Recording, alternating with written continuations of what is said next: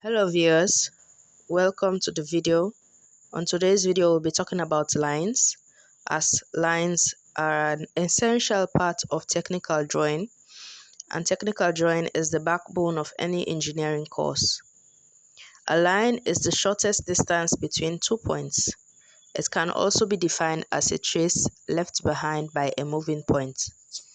So we'll be starting with object lines. An object line is a solid heavy line, and this line defines the shape of an object, also known as outline. A centerline alternates between long and short dashes. It is used to show the center of an object. Hidden lines, these are short, thick dashed lines, and they show the features of a view in which they are not in. Meaning, like for example, an object has a face that's towards you, and inside that object there is a cylindrical shape, but you cannot see the cylindrical shape directly on the solid face of the object. So in technical drawing, you will have to indicate that cylindrical shape by using thick hidden lines. Broken line. A broken line comes with Z breaks for flat objects and S breaks for round objects. They are used to show the portion of a part not shown, that is, the area left out will not have any unique features, yet it is the same as shown.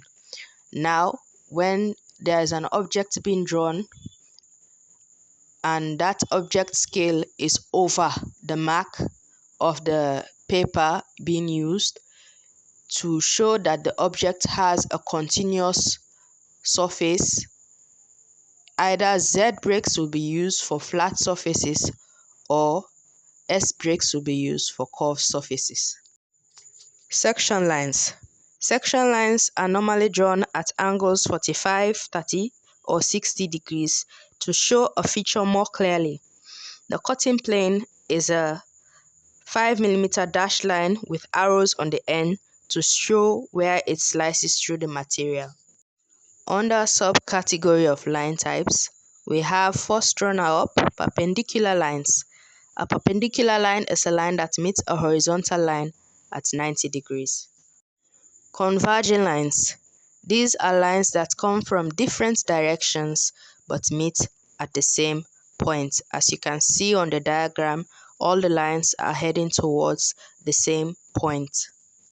Diverging lines or radial lines, as they are commonly known, these are lines that emanate from a point and disperse into different directions. As you can also see, this is an invert of converging lines, as they are dispersing from a single point into different directions.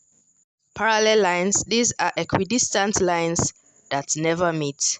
I read an article somewhere that there's a theory that parallel lines do meet, but I haven't watched much into that.